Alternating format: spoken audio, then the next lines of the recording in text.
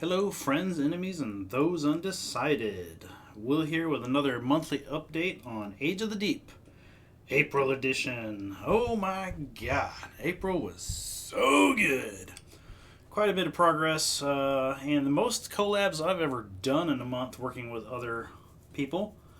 But first up, I added a location to the game called The Inevitable, just because another dev said posting the location pop-up videos on social media was inevitable. So naturally I did this. I've got a few locations named in the game now.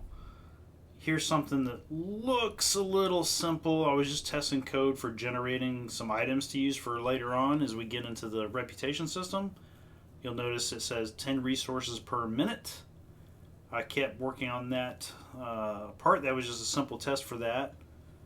Applying the item functions to the quest completion side of the components there. That way, if you complete a quest, you get the reputation. I'm going to expand on that a whole bunch later. Here's a look at our gorgeous custom buildings. We've got the blacksmith, the lumber mill, and the fish market. Or that's the bread vendor. They all look the same to me. Added a bunch more sections to the generate items code section. Honestly, this was just how most of April went. Lots of iteration on this. This is kind of the last big thing I want to get working. Oh my god, did you see the blacksmith just hand over the iron like that? This means we're dating now. You all saw it.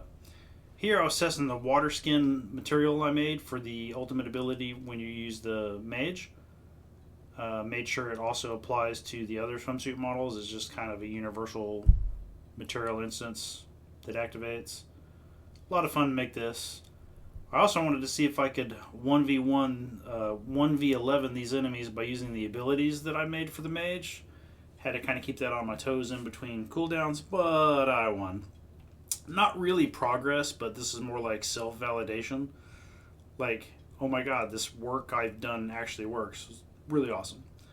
Then the artist did the art update for the dialogue, background, and nameplate. Made sure the text fit and everything. The nameplate itself can shrink or get bigger depending on the size of the name.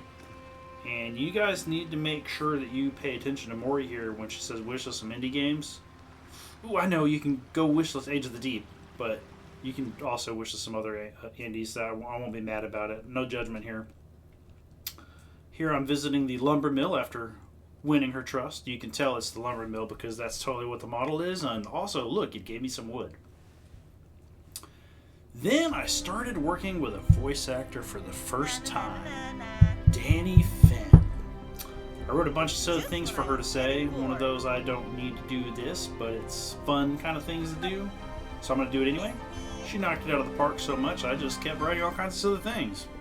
Got these taunt lines here that she gave me, and I was like, oh, cool, I've never made a taunt system, so naturally I had to make a taunt system. And then I rewrote Tom's Diner because I'm so obsessed with that song. And then I forced Dani to sing it. Oh my god. I had goosebumps for days after this and had a big dumb grin on my face for just as long. I actually drove over to my in-laws' house and made them all listen to it too. But, just super happy with how this came out and super happy I got to work on that. I think Dani had fun too, but she probably ran away after this. So sometimes you just need to do that. I also reached out to Nathan Wagner for some samples to test the taunt system for the warrior class. Had to make sure it was interchangeable, don't you know.